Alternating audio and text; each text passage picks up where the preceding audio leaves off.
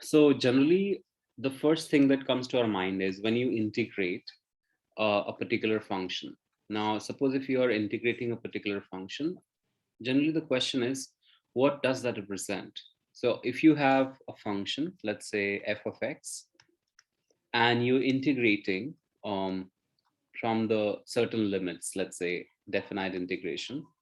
So a to b, if I take the limits, so if I integrate a given function f of x from a to b, it basically represents the area under the graph. Now, why does this actually represent area under the graph? I'll just tell you. So suppose if I take a small strip dx, so dx is this strip, let's say dx is this length, and your y is this height. So generally what happens is that if you find out this area of this small strip, your area is basically width times height. So width is dx times height is y.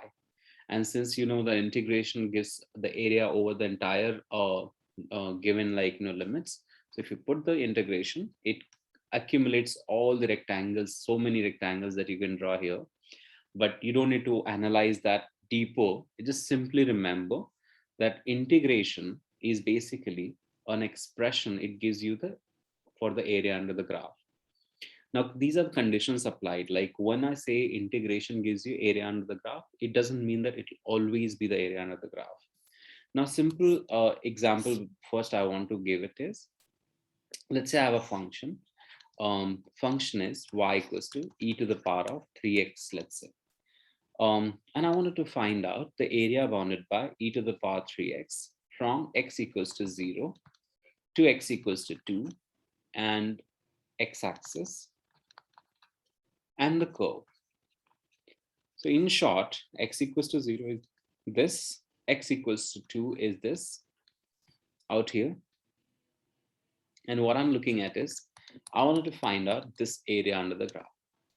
So in this case, now when I said condition applied, you will always look at whether the area is above the graph or below the graph. Now here, below the x-axis. Now here what you notice is that your function is purely above the x-axis. So if I integrate e to the power 3x function from 0 to 2, it simply gives us the area. So now if your function is above the x-axis, you can blindly write down that this is going to be the area. Now, second part is basically the integration. So integration of e to the power 3x is e to the power 3x upon 3 and from 0 to 2. So now after this, what do we do is you plug in the x coordinate here.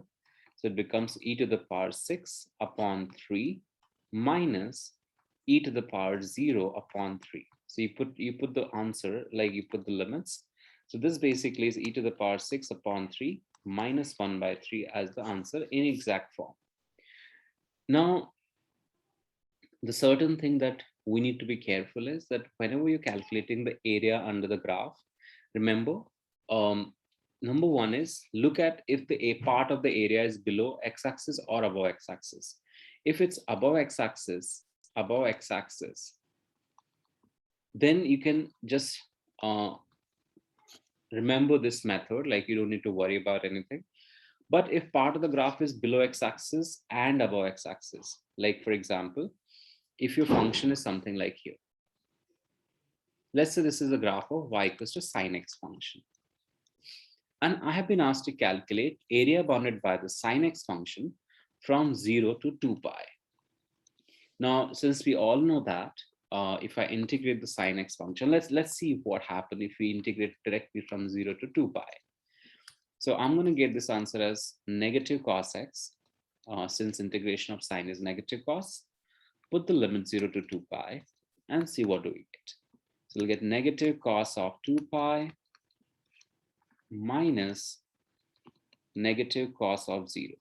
So negative cos 2 pi is nothing but 1, which is cos 360 if you see. So that's a negative 1. And cos 0 is 1. So minus and minus become plus, and answer is coming as 0, which is practically not possible, because if your area is coming as 0, this is practically impossible that this area collectively will be 0. So the problem here is that what's happening is that this area and this area integral values are canceling, because when I integrate this function, let's say sine x function, this is pi, of course. So a little bit of sine trigonology must have for this question. So if I integrate sine x function, let's say from 0 to pi, you will notice that this answer comes positive. Let's see, what do we get? This will be negative cos x from 0 to pi. So this is going to be negative cos pi minus and minus cos 0. So this become negative 1, and minus become, so this is negative, cos pi is negative 1, so minus and minus become plus. And this cos 0, if you see, is cos 0 is 1, and this negative become positive again. So this answer is actually coming as positive 2. So cos pi is negative 1, so negative 1 and minus become positive 1, and this minus and minus, sorry, this these two simply become plus. So that you get the answer as 2. Now let's find out the integral from pi to 2 pi. So our integral remain the same, negative cos x from pi to 2 pi. So when I do that, let's see what do we get. So we'll get negative cos 2 pi minus and minus will become plus cos pi. So cos pi comes as once again negative 1, and cos 2 pi is 1, so minus and minus. So you can see that both the answers are coming as, if you see, the answer is negative 2, here it is coming positive 2. And the reason that you got this answer as 0, because this collectively was adding up and giving the answer to 0, because negative 2 and positive 2 added up to 0. Integral just adds up the areas, whether they're positive or negative, irrespective of the signs. So you need to apply your, like, human error, like, logic, in order to avoid such mistakes. So what do we do in this problem is, we actually are going to first integrate the sine x function from, let's say, 0 to pi. So we get the answer as 2. Similarly, we get the sine x function, integrate from pi to 2 pi, and we get this answer as negative 2. So instead of adding 2 and negative 2, you make the absolute value of this function, which is positive 2, and then your area is 4. So collective area is going to be 4 in that case. That's how you tackle this kind of question. So when you look at the same thing on calculator, so this is the graph of sine x, one cycle I've plotted. And if I integrate, like, you can integrate this by gsolve, press gsolve after graphing, make sure you calculate in radian mode. Then you press integration, and now let us say, if I find out the area from 0 to 2 pi, so if I do 2 and pi, you'll notice that this area is coming as 0. This is the main part that we had got in the beginning. But if we integrate just this function, if I integrate the same function from 0 to pi first, so 0 to pi if I do, so you'll notice that this answer comes to 2.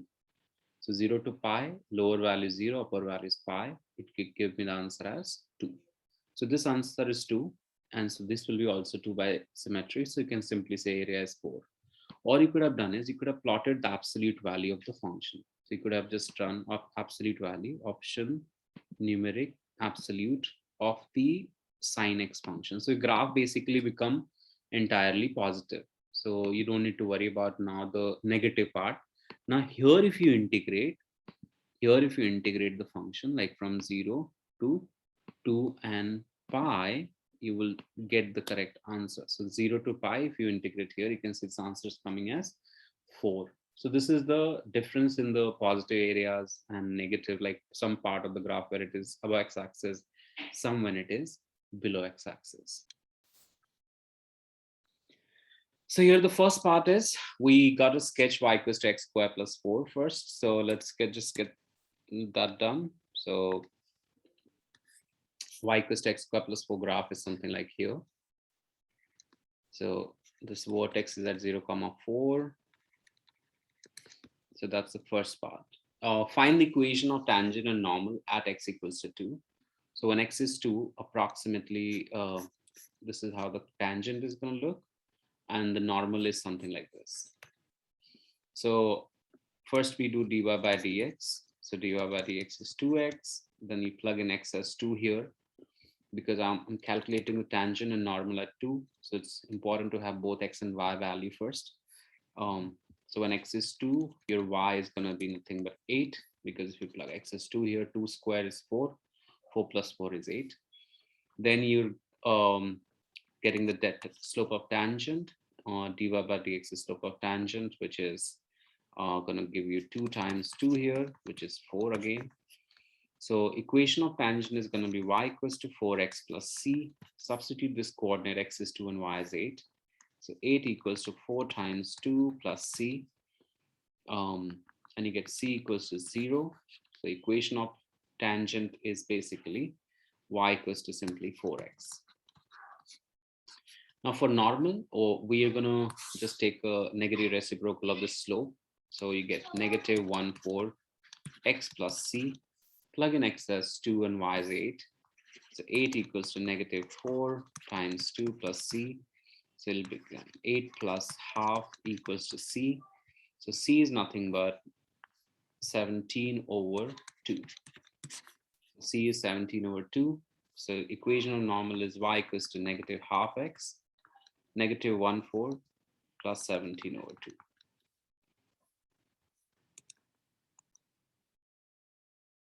Our next part is to find out the area bounded by the curve y equals to x squared plus 4, normal and the x-axis, and also y-axis, let's say if I add.